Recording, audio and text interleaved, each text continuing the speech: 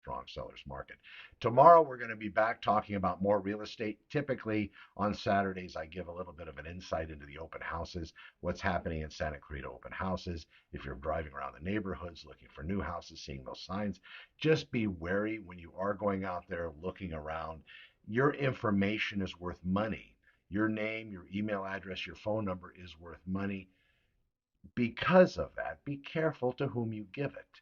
Also, if you have an agent representing you and you're going into new housing or resale housing at open houses, make sure you make that known, especially with the resale houses. That way, you don't have to give up your personal and private information in most cases.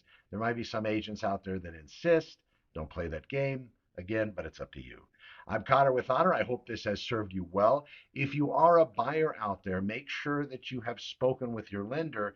Any changes in interest rate are going to change your payment.